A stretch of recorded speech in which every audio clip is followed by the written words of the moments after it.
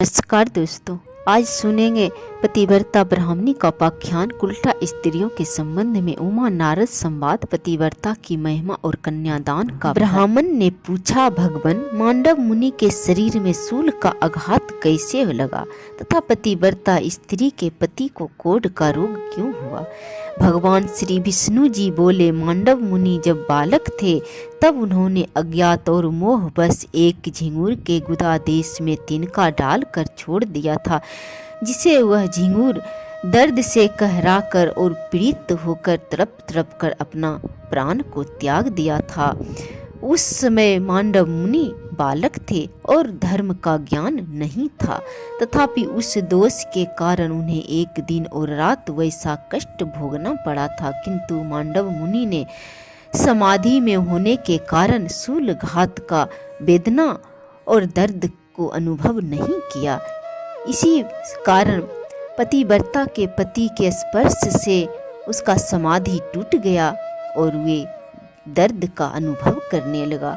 इसे मांडव मुनि दर्द के अनुभव करते हुए उस कोढ़ी ब्राह्मण को श्राप दिया। इसी प्रकार पतिव्रता के पति ने भी पूर्व जन्म में एक कोढ़ी ब्राह्मण का वध किया था। इसी से उसके शरीर में दुर्गंध युक्त कोढ़ का रोग उत्पन्न हो गया था। किंतु उसने ब्राह्मण को 4 गौरी दान और 3 कन्यादान किए थे। इसी से उसकी स्त्री पतिव्रता हुई। उस पत्नी के कारण ही वह मेरी समता को प्राप्त हुआ। ब्राह्मण ने कहा, नाथ, यदि पतिव्रता का ऐसा महत्व है तब तो जिस पुरुष की भी स्त्री व्यभिचारिणी न हो उसे स्वर्ग की प्राप्ति निश्चित है। सती स्त्री से सबका कल्याण होना चाहिए। श्री भगवान बोले, ठीक है, संसार में कुछ स्त्रियां ऐसी उल्टा होती है जो सर्वस्व अर्पण करने वाले पुरुष के प्रतिकूल आचरण करती है।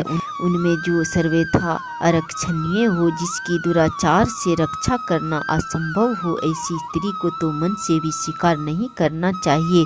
जो नारी काम के वशीभूत हो जाती है वह निर्धन, कुरूप, गुणहीन तथा नीच कुल के नौकर पुरुष को भी स्वीकार कर लेती है। मृत्यु तक से संबंध जोड़ने में उसे हिचक नहीं होती। वह गुणवान, कुलीन, अत्यंत धनी, सुंदर और रति कार्य में कुशल पति का भी परित्याग करके नीच पुरुष का सेवन करती है। विप्रवर, इस विषय में उमा नारद संवाद ही दृष्टांत है, क्योंकि नारद जी स्त्रियों की बहुत सी चेष्टाएं जानते हैं। नारद मुनि स्वभाव से ही संसार की प्रत्येक बात जानने की इच्छा रखते हैं। एक बार वे अपने मन में कुछ सोच विचार कर पर्वतों में उत्तम कैलाश गिरी पर गए। वहां उन महात्मा मुनि ने पार्वती जी को प्रणाम करके पूछा, देवी, मैं कामनियों की कुचेष्टाएं जानना चाहता हूँ। मैं इस विषय में बिल्कुल अनजान हूँ और विनीत भाव से प्रश्न कर रहा हूँ, अतः आप मुझे यह बात बताएं। पार्वती जी बोली, नारद, युवती स्त्रियों का चित्त सदा पुरुषों में ही लगा रहता है, इसमें तनिक भी संदेह नहीं है। नारी घी से भरे हुए घड़े के समान है और पुरुष दहकते हुए अंगारे के समान। इसलिए घी और अग्नि को एक स्थान पर नहीं रखना चाहिए। जैसे मत वाले हाथी को महाबत अंकुश और मुगदर की सहायता से अपने बस में करता है, उसी प्रकार स्त्रियों का रक्षक उन्हें दंड के बल से ही काबू में रख सकता है। बचपन में पिता, जवानी में पति और बुढ़ापे में पुत्र नारी की रक्षा करते हैं। उसे कभी स्वतंत्रता नहीं देनी चाहिए। सुंदरी स्त्री को यदि उसकी इच्छा के अनुसार स्वतंत्र छोड़ दिया जाए तो पर पुरुष की प्रार्थना से अधीन होकर वह उसके आदेश के अनुसार व्यभिचार में प्रवृत्त हो जाती है। जैसे तैयार की हुई रसोई पर दृष्टि न रखने से उस पर कौवे और कुत्ते अधिकार जमा लेते हैं, उसी प्रकार युवती नारी स्वच्छंद होने पर व्यभिचारिणी हो जाती है। फिर उस उल्टा के संसर्ग से सारा कुल दूषित हो जाता है। प्राय बीज से उत्पन्न होने वाला मनुष्य वर्ण संकर कहलाता है। सदाचारिणी स्त्री पितृकुल और पति कुल दोनों कुलों का सम्मान बढ़ाती हुई उन्हें कायम रखती है। साध्वी नारी अपने कुल का उद्धार करती और दुराचारिणी उसे नरक में गिराती है। कहते हैं संसार में स्त्री के ही अधीन स्वर्ग, कुल, कलंक, यश, अपयश, पुत्र पुत्री और मित्र आदि की स्थित है। इसलिए विद्वान पुरुष संतान की इच्छा से विवाह करें। जो पापी पुरुष मोहवश किसी साध्वी स्त्री को दूषित करके छोड़ देता है, वह उस स्त्री की हत्या का पाप भोगता हुआ नरक में गिरता है। जो पराई स्त्री के साथ बलात्कार करता अथवा उसे धन का लालच देकर फंसाता है, वह इस संसार में स्त्री हत्यारा कहलाता है और मरने के बाद घोर नरक में पड़ता है। पराई स्त्री का अपहरण करके मनुष्य चंडाल कुल में जन्म लेता है। उसी प्रकार पति के साथ पंचना करने वाली स्त्री चिरकाल तक नरक भोग कर कौवे की योनि में जन्म लेती है और उच्छिष्ट एवं दुर्गंध युक्त पदार्थ खा खा कर जीवन व्यतीत करती है। तदंतर मनुष्य योनि में जन्म लेकर विधवा होती है। जो माता गुरु पत्नी, ब्राह्मणी, राजा की रानी या दूसरी किसी प्रभु पत्नी के साथ समागम करता है, वह अक्षय नरक में गिरता है। बहन, भांजे की स्त्री, बेटी, बेटे की बहू, चाची, मामी, बुआ तथा मौसी आदि अन्य स्त्रियों के साथ समागम करने पर भी कभी नरक से उद्धार नहीं होता। यही नहीं, उसे ब्रह्म हत्या का पाप भी लगता है तथा वह अंधा, गूंगा और बहरा होकर निरंतर नीचे गिरता जाता है। उस अधोपतन से उसका कभी बचाव नहीं हो पाता। ब्राह्मण ने पूछा, भगवान, ऐसा पाप करके मनुष्य का उससे किस प्रकार उद्धार हो सकता है? श्री भगवान ने कहा, उपयुक्त स्त्रियों के साथ समागम करने वाला पुरुष लोहे की स्त्री की प्रतिमा बनवाकर उसे आग में खूब तपाएं, फिर उसका गाढ़ आलिंगन करके प्राण त्याग दें और शुद्ध होकर परलोक की यात्रा करें। जो मनुष्य गृहस्थ आश्रम का परित्याग करके मुझ में मन लगाता है और प्रतिदिन मेरे गोविंद नाम का स्मरण करता है, उसके सब पापों का नाश हो जाता है। उसके द्वारा की हुई हजारों ब्रह्म हत्याएं, 100 बार किया हुआ गुरु पत्नी समागम, 1,00,000 बार किया हुआ पेष्टी मदिरा का सेवन, स्वर्ण की चोरी, पापियों के साथ चिरकाल तक संसर्ग रखना, ये तथा और भी जितने बड़े बड़े पाप एवं पातक हैं, वे सब मेरा नाम लेने से तत्काल नष्ट हो जाते हैं। ठीक उसी तरह जैसे अग्नि के पास पहुँचने पर रुई के ढेर जल जाते हैं, अतः मनुष्य को उचित है कि वह मेरे गोविंद नाम का स्मरण करके पवित्र हो जाए। परंतु जो नाम के भरोसे पाप करता है, नाम उसकी रक्षा कभी नहीं करता, अथवा जो प्रतिदिन मुझ गोविंद का कीर्तन और पूजन करते हुए गृहस्थ आश्रम में निवास करता है, वह पाप से तर जाता है। तात गंगा के रमणीय तट पर चंद्र ग्रहण की मंगलमयी बेला में करोड़ों गोदान करने से मनुष्य को जो फल मिलता है, उसे 1000 गुना अधिक फल गोविंद का कीर्तन करने से प्राप्त हो जाता है। कीर्तन करने वाला मनुष्य मेरे वैकुंठ धाम में सदा निवास करता है। पुराणों में मेरी कथा सुनने से मानव मेरी समानता प्राप्त करता है। जो पुराण की कथा सुनाता है, उसे मेरा सायुज्य प्राप्त होता है। अतः प्रतिदिन पुराण का श्रवण करना चाहिए। पुराण धर्मों का संग्रह है।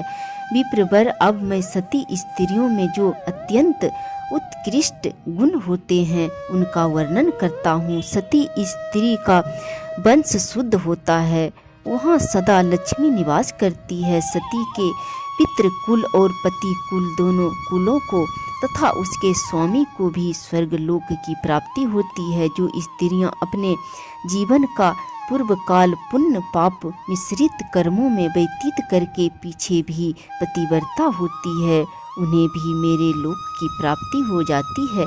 जो स्त्री अपने स्वामी का अनुगमन करती है, वह शराबी, ब्रह्म हत्यारे तथा सब प्रकार के पापों से लदे हुए पति को भी पाप मुक्त करके अपने साथ स्वर्ग में ले जाती है। जो मरे हुए पति के पीछे प्राण त्याग करके जाती है, उसे स्वर्ग की प्राप्ति निश्चित है। जो नारी पति का अनुगमन करती है वह मनुष्य के शरीर में जितने 3.5 करोड़ रोम होते हैं उतने ही वर्षों तक स्वर्ग लोक में निवास करती है। यदि पति की मृत्यु कहीं दूर हो जाए तो उसका कोई चिन्ह पाकर जो स्त्री चिता की अग्नि में प्राण त्याग करती है वह अपने पति का पाप से उद्धार कर देती है। जो स्त्री पतिव्रता होती है उसे चाहिए कि यदि पति की मृत्यु परदेश में हो जाए तो उसका कोई चिन्ह प्राप्त करें और उसे ही ले अग्नि में शयन करके स्वर्गलोक की यात्रा करें। यदि ब्राह्मण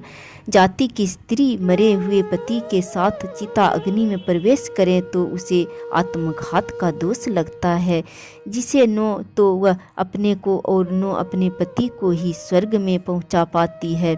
इसलिए ब्राह्मण जाति की स्त्री अपने मरे हुए पति के साथ जलकर न मरे, यह ब्रह्मा जी की आज्ञा है। ब्राह्मणी विधवा को वैधव्य व्रत का आचरण करना चाहिए। जो विधवा एकादशी का व्रत नहीं रखती वह दूसरे जन्म में भी विधवा ही होती है तथा प्रत्येक जन्म में दुर्भाग्य से पीड़ित रहती है। मछली मांस खाने और व्रत न करने से वह चिरकाल तक नरक में रहकर फिर कुत्ते की योनि में जन्म लेती है। जो कुल नाशिनी विधवा दुराचारिणी होकर मैथुन कराती है वह नरक यातना भोगने के पश्चात 10 जन्मों तक गिधिनी होती है, फिर 2 जन्मों तक लोमड़ी होकर पीछे मनुष्य योनि में जन्म लेती है। उसमें भी बाल विधवा होकर दासी भाव को प्राप्त होती है। ब्राह्मण ने कहा, भगवान यदि आपका मुझ पर अनुग्रह है तो अब कन्यादान के फल का वर्णन कीजिए, साथ ही उसकी यथार्थ विधि भी बतलाइए। श्री भगवान बोले, ब्राह्मण रूपवान गुणवान कुलीन तरुण समृद्धिशाली और धन धान से संपन्न वर को कन्यादान करने का जो फल होता है उसे श्रवण करो। जो मनुष्य आभूषणों से युक्त कन्या का दान करता है उसके द्वारा पर्वत वन और कानून सहित संपूर्ण पृथ्वी का दान हो जाता है। जो पिता कन्या का शुल्क लेकर खाता है वह नरक में पड़ता है। जो मूर्ख अपनी पुत्री को बेच देता है उसका कभी नरक से उद्धार नहीं होता। जो लोभ बस अयोग्य पुरुष को कन्या दान देता है वह रौरव नरक में पड़ता है, अंत में चंडाल होता है। इसी से विद्वान पुरुष दामाद से शुल्क लेने का कभी विचार भी मन में नहीं लाते। अपनी ओर से दामाद को जो कुछ दिया जाता है वह अक्षय हो जाता है।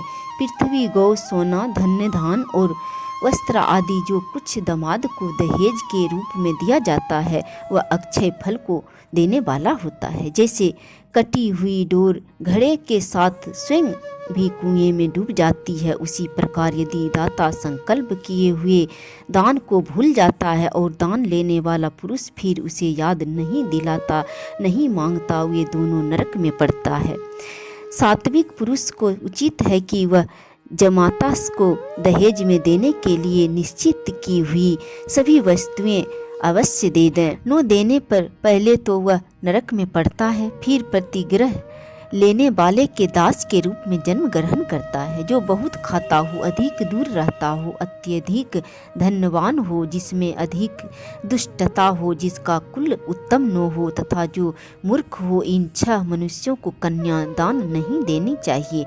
इसी प्रकार अति वृद्ध, अत्यंत दीन रोगी, अति निकट रहने वाले, अत्यंत क्रोधी और असंतुष्ट, इन 6 व्यक्तियों को भी कन्यादान नहीं करना चाहिए। इन्हें कन्यादान देकर मनुष्य नरक में पड़ता है। धन के लोभ से या सम्मान मिलने की आशा से जो कन्या देता है या एक कन्या दिखाकर दूसरी का विवाह कर देता है वह भी नरकगामी होता है। जो प्रतिदिन इस परम उत्तम पुण्यमय उपाख्यान का श्रवण करता है उसके जन्म जन्म के पाप नष्ट हो जाते हैं।